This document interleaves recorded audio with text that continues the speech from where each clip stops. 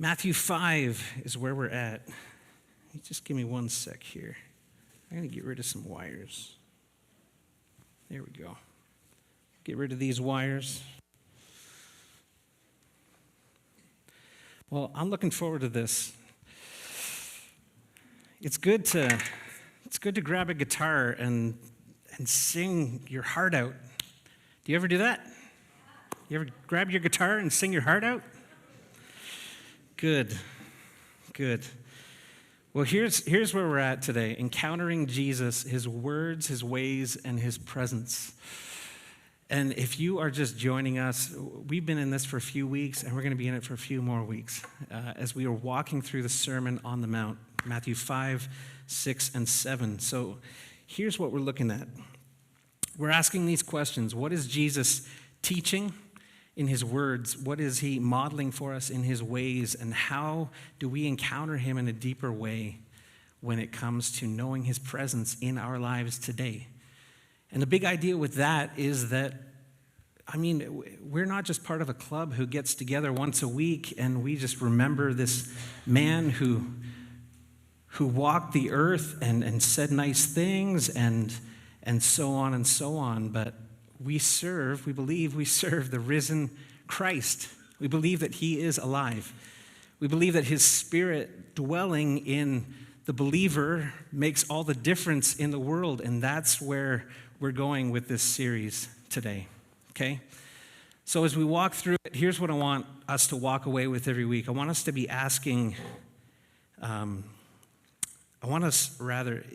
goal-wise, I want us to behold him and meditate on his words and his ways. I want us to fall in love with the person of Jesus more over these weeks. And I want us to consider what it means for us to be conformed into the image of Christ in the things that we're reading and the things that we're learning here. And I was saying this the other weeks. This is all about character, hey? This is all about Jesus speaking to a real and lasting life change deep in us. And if we come to a place in the scripture here where we're butting up against it and going, I'm just not sure, Jesus. I'm just not sure about this. I'm not sure how that fits in my life. The answer is not that you need to do something different. The answer is that the issue is with you, not with what Jesus is saying. Okay? And so we're wrestling with some of these things as we lean into this. The last thing I would just say is that it's huge for us to just recognize that in all of this, we need the Spirit's empowerment. So as we read things even today in the Sermon on the Mount, we don't just read them and go, okay, wow, I'm going to just take that weight on me and I'm going to do my best and I'm going to go do this stuff as best I can. No. The whole point is that we can't do this stuff. Hey, the whole point that Jesus is making in almost raising the bar in a way is to say you are incapable of doing this. So relax. And does that mean we get to tap out and say, well, good, that's for somebody else. That's for the person in the row in front of me, not for me. No, it does not mean that. It means that we rely on the Spirit's empowerment in that, okay? So here's where we're going today. Matthew 5, verse 13, and I think it'll be up here. You can read along if your Bible will not open in front of you, okay? Matthew 5, we'll just read it together, and then we'll just look at a couple different things in this section, okay? It says this, you are the salt of the earth. But if the salt loses its saltiness, how can it be made salty again? It is no longer good for anything except to be thrown out and trampled underfoot. Then he goes on, he says, you are the light of the world. A town built on a hill cannot be hidden. Neither do people light a lamp and put it under a bowl. Instead, they put it on its stand, and it gives light to everyone in the house. In the same way, let your light shine before others, that they may see your good deeds and glorify your Father in heaven. And you guys, that is as far as we're going today, okay? We're talking about salt and light today. We're talking about you and me being salt and light and what that means for us, okay? Now here's the foundational thought, And I've been saying that I've been tracking with Martin Lloyd-Jones and his writings. And I heard from somebody this week, they said, hey, me and some of my friends went and bought the book that you're suggesting. I'm like, awesome. It's gonna cripple you when you get it. So, and I was also talking to somebody this morning who was saying they were having trouble sleeping last night. Hey, and I said, just wait. I'm going to help you with that in a few minutes. I'm going to be preaching to you in a few minutes. And I appreciate you guys not laughing at that, because you're like, you're not going to put us to sleep. You might put somebody else to sleep, but not us. Come on. Here's the foundational thought I want to start with. You are the salt of the earth. Here's the idea. A Christian is not someone who lives in isolation, Lloyd-Jones says. While they are in the world, they are not of it. Maybe you're familiar with that phrase. We're called to be in the world, but not of the world. And they bear a relationship to the world. In the scriptures, you always find these two things going together. Christians are told that they must be otherworldly in their mind and outlook, but that never means that they retire out of the world. So there is a sense we can just settle here.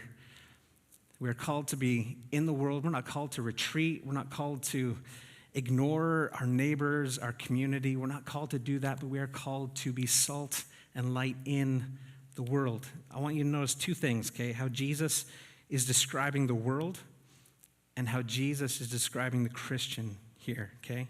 So real quick, I want to talk about this salt thing for just a minute, and then I want to spend most of our time on the light part, okay? Here's how Jesus talks about the world and the Christian. First of all, about the world, he is implying here a rottenness in the earth. Isn't that nice? The implication here is that the world tends toward pollution and becoming foul and offensive. As a result of sin and the fall, life in the world in general tends to get to an ugly state. And hands up if you watch the news on a regular basis. Hey, we would just say, yeah, that sounds about right. Hands up if you spend time around people in your life.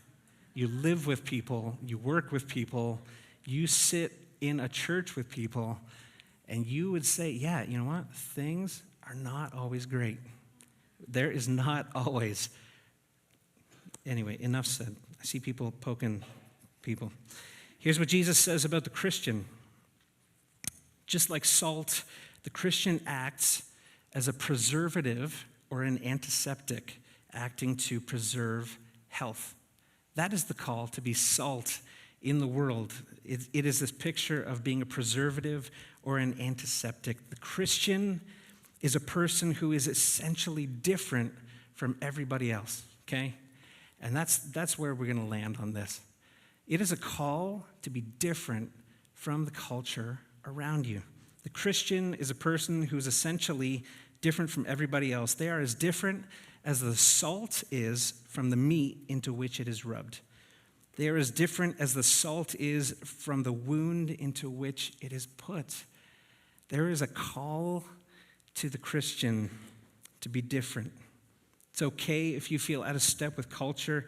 It's good if you feel out of step with the world around you. This isn't to have a condemning posture to people around you. I'm not saying you got to be different, and so you better make your neighbor feel like garbage. You tell them that they're a terrible person, I'm not saying that. I'm saying the activity of a Christian is to be different, is to act as that preservative, that antiseptic, if you will. Christians, by being Christian, influence society almost automatically. I like that. I can say that again. Christians, by being Christian, they influence society almost automatically. And why is that? Because the ways of Jesus stand out from the ways of the world. That's it. So if you are following Jesus and you are living as he did, you will naturally be different, because the values of the world are different from the values of the kingdom of God. We know this stuff, hey? Now here's one area that I want to just provoke you in, okay? And it's something that I feel like I was challenged in, maybe in the last season of life. And it's how you speak, okay? how you speak.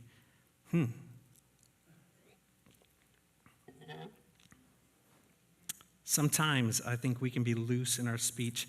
Sometimes maybe you watch your tongue a little less at times. And I'm not talking about being in here in church, because everybody minds their manners in church here, don't you? There's nobody stepping out of line here. You turn to Matthew 26.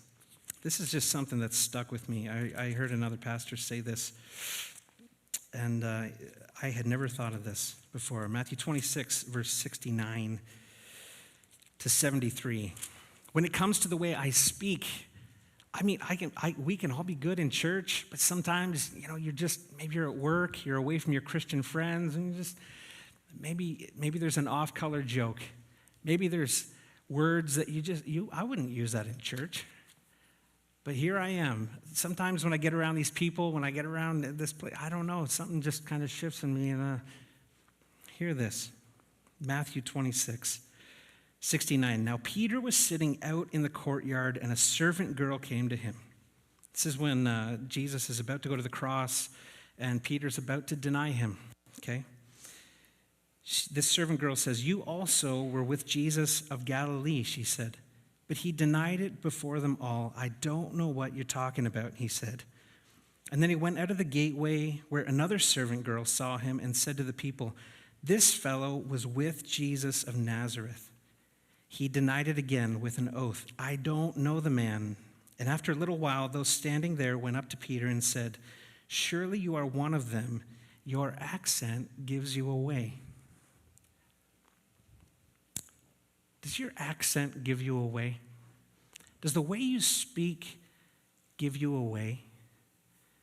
I love that just because of his accent, they could tell that was somebody who's been with Jesus.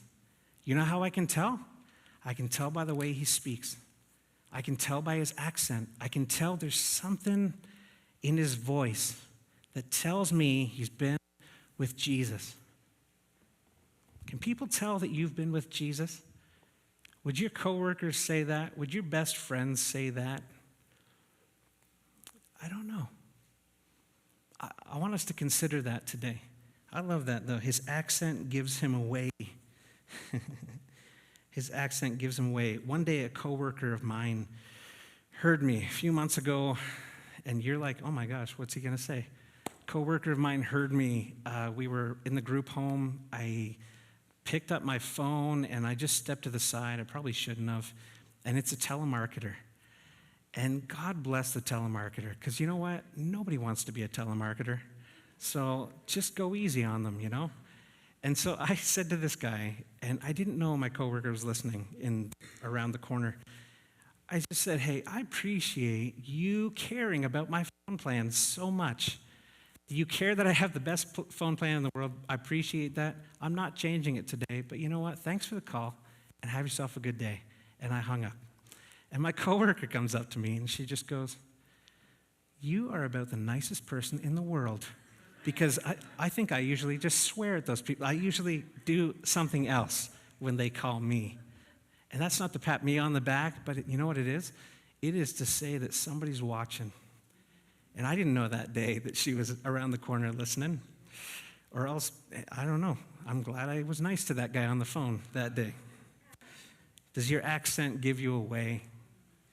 Does it show people that you have been with Jesus? You are the salt of the earth.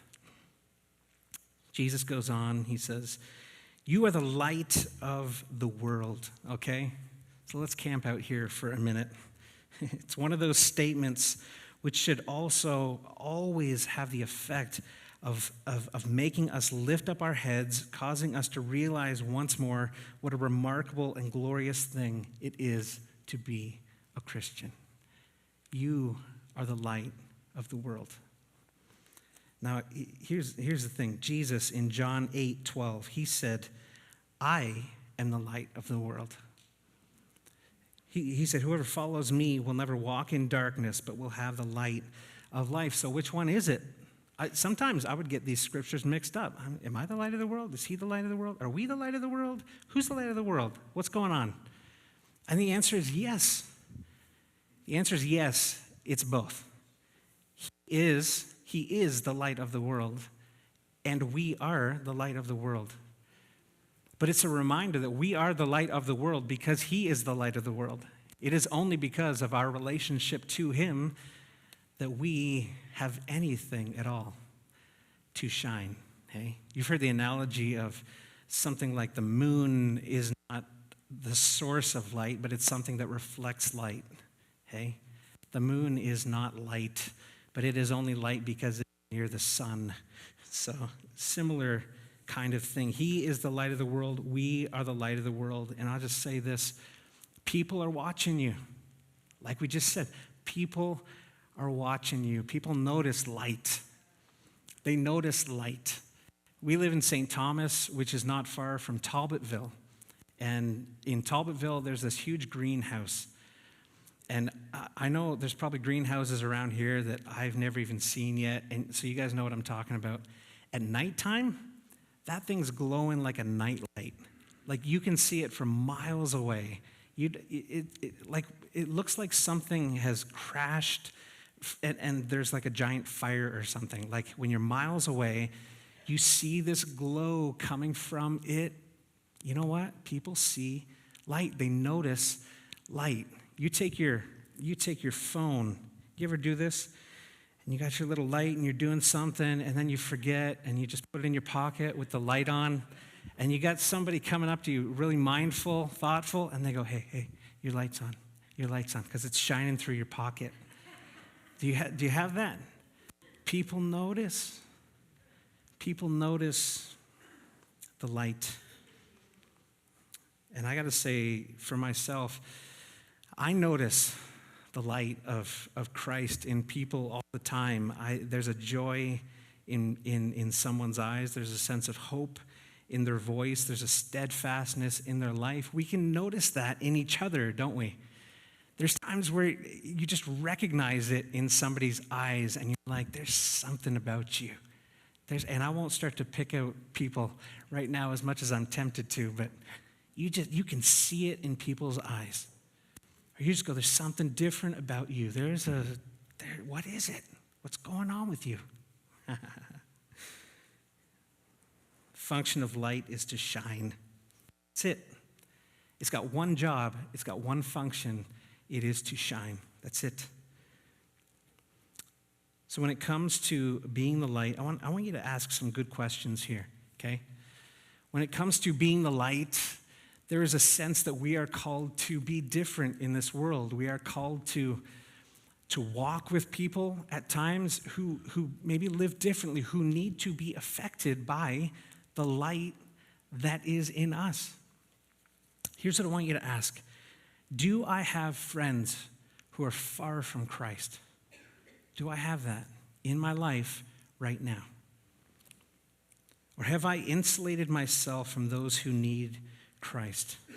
And if I don't, if the answer is not really, well, how could that change? Do I live differently? Do I act? Do I live like people are watching?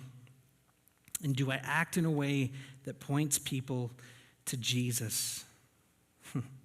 What's this look like in real life? And I pray that there would be dozens of stories across this room where you just go, yeah, you know what? I saw God open this opportunity for me, and I don't know, I just stepped into it, and then this happened, and I just never would have guessed it. I never would have planned for this, and I'm just amazed at what's happened over time. I got this buddy, his name's Steve Stevenson, okay? And I'd say his name because I guarantee he is not watching this church service this morning, okay? Steve Stevenson, I grew up kind of next to him, and we've known each other since like high school, so like 3 or 4 years ago, in high school. So we've known each other for ages. Steve is this guy, he's a passionate artist and musician, and he's big enough to like beat me up without even trying. That's the kind of guy he is. I think he was a bouncer at one point in his life. And me and Steve, we just got connected. We got connected and we were kind of hanging out a little bit together. And Steve, he's just a rough guy. like he treats the F word with artistry. Like he can say it in times where I think, I'm not even sure that that's a correct usage of that word.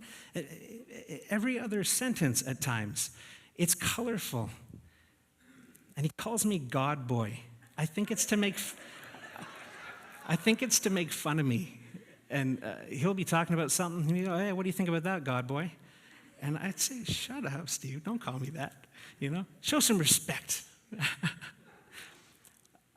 Over time, we're just hanging out, doing whatever, and I want to be about what Steve's about because I just want to hang out with him. I want to be with him because it's good to be with him. And so he said, hey, one day, I'm into this disc golf thing. Frisbee disc golf?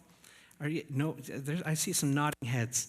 It's like golf, but with a Frisbee and a big metal cage thingamajig. Anyway, Steve goes, you want to come play with me? So next thing, I'm buying my first Frisbee disc golf with Steve, my first discs. And we're out playing, and we'll walk the course, and we'll just play together. And then we'll stop at a picnic table so he can have a smoke, and we'll just sit there and talk about life. And you know that if I'm the light of the world in this situation, well, I just can't help but be the light of the world as we talk about life together. And it's not that Steve's my project. It's not that Steve's my, obligation. Well, if I'm going to be the light of the world, I got to have a Steve in my life. Well, I better go play some more Frisbee disc golf and talk about life with Steve. It's not about that. It's about God does something on the inside of you, and it becomes something that it's like, oh, I can't help but want to talk to Steve. And we would do that. We're sitting on a bench. We're talking about life and this and that. And I'll tell you, you do not need a project, but you do need to share Christ because you're the light of the world. Do you have a Steve in your life? You have somebody like that you're connected to? Oh, here's my challenge to you. If you don't, well, give Steve a call, first of all. But secondly, you just pray. You just pray. You say, Lord, would you bring somebody like that into my life? And I'll tell you, it's good for you. It's good for you because it gets your eyes off of you, hey? Gets your eyes off of all the stuff that bugs me. And next thing, you're just going, oh, you're praying for this person? You're praying, Lord, would you move in their life, even if they call me God boy, I worked in a group home over the last year. And so here I am, pastor, starting work in this group home, and I'm just wired the way I am. And the funny part was that they didn't know that yet. And they're talking about, okay, well, we're starting our shift here, and we're having this for dinner, and we're doing this in the afternoon, and I'm like, who are you? And wow, what makes you do what you do? Do you love your work? I'm like having these really personal conversations with them, and I think I'm creeping some of them out, honestly. I back off, leave me alone. But I used to always love, at the end of our shift, it'd be say the 3 to 11 shift. Well, the last hour of the shift, we got to just sit together. And maybe you're doing some charting or whatever, but we got to just sit and we got to talk. And I'll tell you, some of those conversations, and I'm not seeking it out, I'm not being weird or anything, but when you just sit with somebody like that and you have a listening ear, I'll tell you, some of the conversations, that I was outed as being a pastor, and so they would come from that angle, and just say, hey, I was raised in church, and one person told me, yeah, I just felt crushed by the thing that she was sharing. She just says, they kicked my mom out of the church when I was younger because she was drinking and this and that, and they just said, you're not welcome here, and they kicked her out of the church. And I'm like, wow, I'm so sorry. We're just at work, we're having this conversation around this table. And people they open up when you have a heart to hear them, when you have a heart to be the light of the world. Something happens and something opens up and God opens up. people. He opens up doors. He opens up conversation that way. And some of them were Christians, some of them weren't. But to everyone, I just got it in my head that I want Christians to have a good reputation here in this house, you know. I want them to know that I'm a Christian and to go, you know what, I'm not sure if I believe what he believes, but, you know, I respect this and that, and I'm glad that he's here, and there's a listening ear, there's a relationship there, you know, and that's just at work. Man, I'm being paid to have these conversations. What a pleasure. What a pleasure to do that. How is it where you work? How is it? You know? There's opportunity there. I'll just say this. Do you ever feel like you're actually reflecting Christ? So as the light of the world, if we're speaking that identity over us today, how does that sit with you? You know, is there even times where you just be like, you know, I feel like a bit of a poser.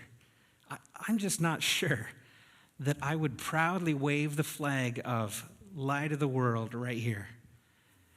Or do you feel some days like, you know, I'm just not qualified for that. I'm not sure that that's where I'm at. Really? You feel like a poser. Yeah. My friend, he's a Maple Leafs fan. He's a Maple Leafs fan. Is there any Maple Leafs fans here? No. Don't be ashamed. He's got a Maple Leafs thing on. That's awesome. Okay, they made it into the playoffs last year by the skin of their whatever. And my buddy John, he went and he got tickets for us to watch the game, but not in the arena because we're not that rich. He got tickets for us to watch it outside the arena, downtown Toronto, with all these other crazy fans. And that was the place to be, because these were all the people who love the Maple Leafs. They love them, love them, love them, and they cannot afford to get in that arena. So this was game one of the playoffs, and we're outside in the whole deal. And John says to me, he goes, hey, you can't go without a jersey. And I said, well, I'm about to. You know, I don't have one, and I'm not wearing a Maple Leafs jersey. I'm going to get beat up or something, you know. And so John pulls out a jersey, and he goes, here, you got to wear this. And so I'm walking through downtown Toronto with a Doug Gilmour jersey on, and it's tight as anything because my coat's under it, and I feel like such a poser. So people were passing people, and they're going, hey, yeah, Leafs, you know, and they're all cheering. And I'm like, yeah, you know, yeah, Doug Gilmour's going to do good tonight. Yeah, I don't know. And I'm not, am I a Maple Leafs fan? Well, if fan is short for fanatic, then no, I'm not a Maple Leafs fan. I'm not really a Leafs fan because I don't like so much disappointment in my life. And so I like to orient my life away from disappointment like that. But I feel like such a poser walking down the street. Hey, Leafs fans, you know, and we're all celebrating. And they lost the game, and I took the jersey off, and I tucked it into my coat. But do you feel like that at times? You feel like, hey, Jesus says, I'm the light of the world. I don't feel like the light of the world. I don't feel like it at all. Here's what I would say. Here's what I would say. I would say, is this part of our identity or not? I would say no one settles here in this place of going, well, I guess I'm just a poser. I guess that's just it. I guess there's just this messed up side of me. No. When you feel like a poser, you take action and you get off the fence. That's what you do.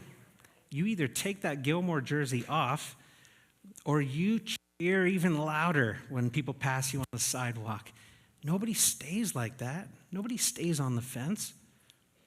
If you feel like that today and you just go, I don't know, light of the world, I don't know. I don't know if I feel like I'm the light of the world. I just say you need to get right with God.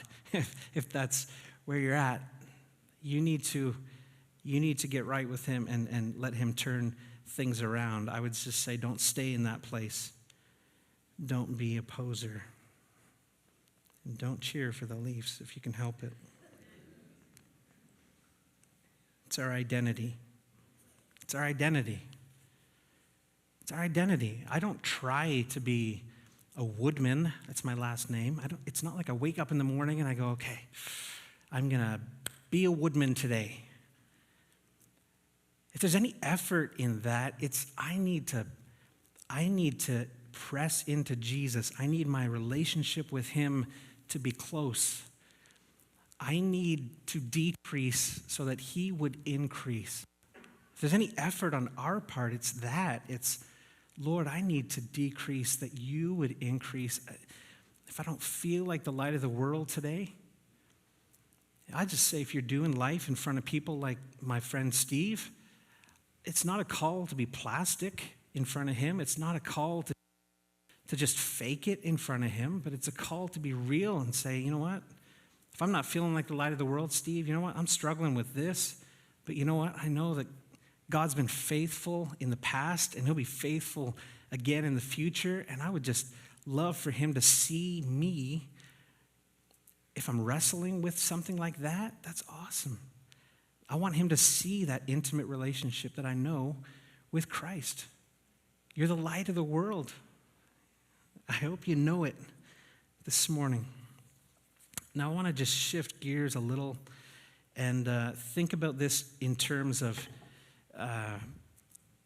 we've been talking about you and I on a daily basis, in the places we live, work, and play, at the gym, and everywhere in between. How do we be the light of the world? I want to just consider as well, how do we, as Glad Tidings Community Church, be the light of the world?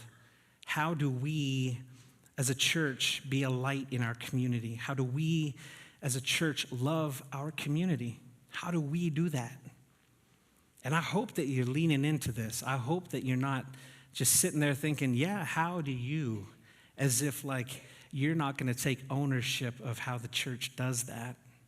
Because I want every one of us to do that. But we're asking, how do we tangibly and practically embody the good news of the gospel right here, right now? I've heard it said this way, that if your church disappeared from your community, would anybody notice?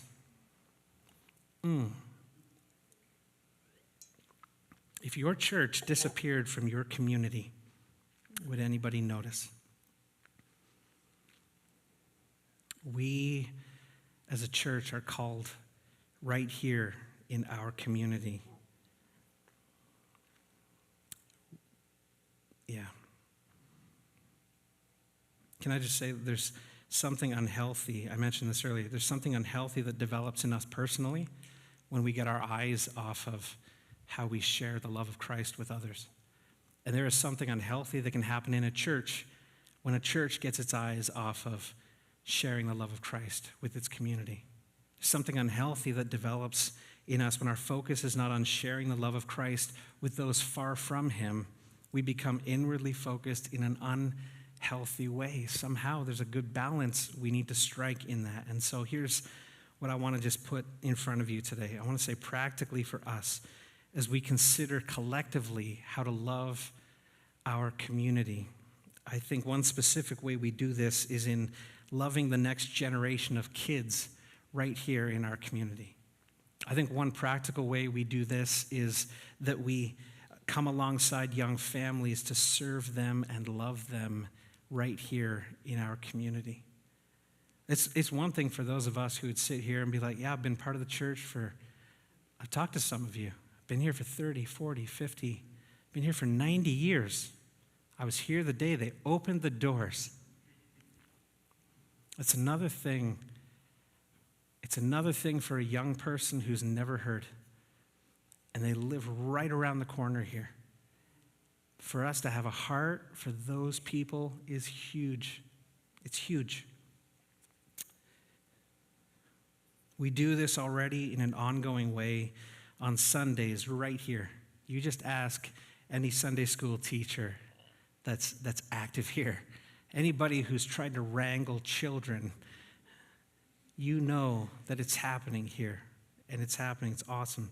But as we consider how we impact our community together, just two things that I want to bring up, not for us to kick off tomorrow, not for us to kick off even next month, but a couple things I want us to be looking forward to, okay? One of those is a summer kids camp, okay? That's it, a summer kids camp. And the other thing is a midweek kids connection. Some form of connection to young people here. And I'll tell you, it happens already. We do that with junior youth, with senior youth, and we've done it in the past. And it's not maybe even the most novel idea, but it's partly about reminding ourselves of what God has called us to do and reaching out as best we can in that direction. Now, do I have all the answers on what those things look like today? I do not. No, I do not.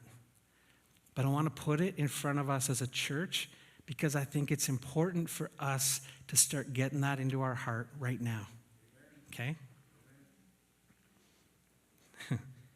Because this is a big deal. If we're going to do these things with excellence, it's a big deal. Okay? These are the kinds of initiatives that require all hands on deck. It's not like, hey, I bless you two people who love that kind of thing. Go for it. Do that kind of thing. No way, Jose. Doing a week of kids camp is a lot of work.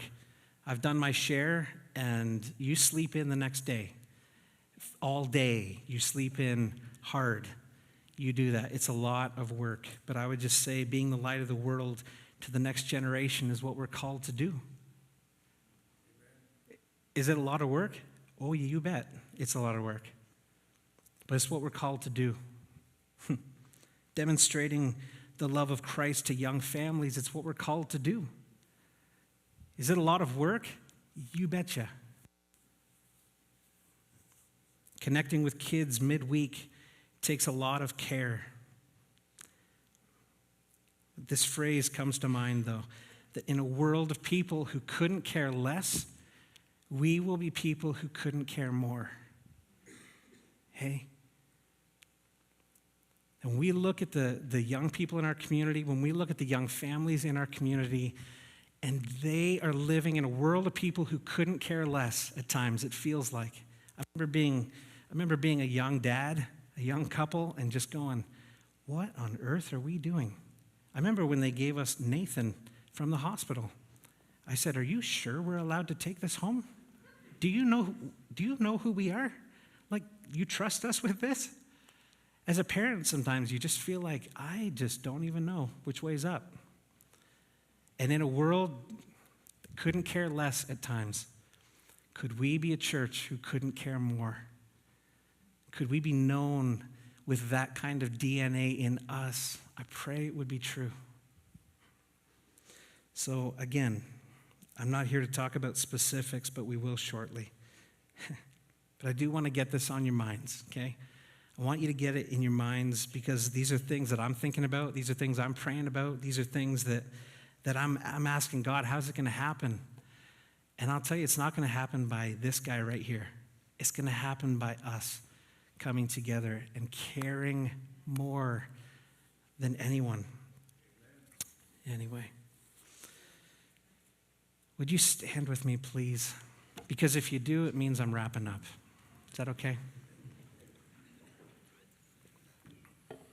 Here's what I want to ask. Of you, the light of the world, how's that sit with you today? The light of the world. How are you wearing that today? But we just ask, so what now? So what then? I would say this, go. Be the light of the world in the places where you live, work, and play. At your job, at the gym, in the restaurant, go be the light of the world. On the street, at the grocery store, at the gas station, go and be the light of the world today. Wear that identity. Be that today. When you're meeting a new client this week, when you're talking with your neighbor tomorrow morning, when you're on top of the world, and even if you feel like a poser, be the light of the world. Be the light of the world because it's who we are. And we are only that because of our connection to Jesus. only because of our connection to Jesus. So I want to read this quote from, I'll let Martin Lloyd-Jones have the last word here, and then we'll pray. He says this: what people need, talking about the people that we are about to walk out these doors and see for the next week ahead. What people need is not more light. People need a nature that will love the light and hate the darkness. People need to be taken hold of, and they need to get back to God. But the Christian is here to tell them that there is a way to God, a very simple one. It is to know one person called Jesus Christ of Nazareth. He is the Son of God, and he came from heaven to earth to seek and save that which is lost. That's us, you guys. That is us. For us who are connected to Jesus today, you are the light of the world. Let's pray together. Lord, would you help us to do this? There's so often we feel like we're not equipped, like we're not qualified, like we feel like a poser, like somehow that's not us.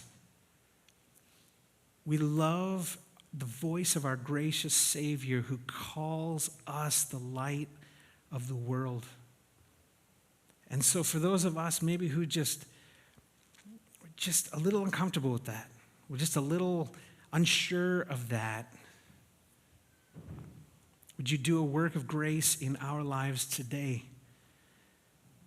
May we walk in such an intimate relationship with you that it flows out of us and we don't even try.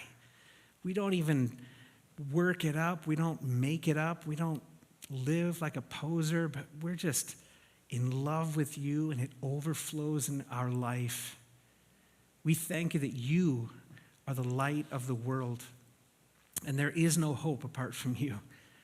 That is not the kind of thing that we walk apart from. But hand in hand with you, may we go from this place this week to be the light, to be the salt of the earth, to be the light of the world. And may we know that it is only through you that this is happening. So we ask, Lord, that you would empower us as a church to walk out this call to be the light of the world today and in the months ahead. We pray this, Jesus, in your strong name today. Amen.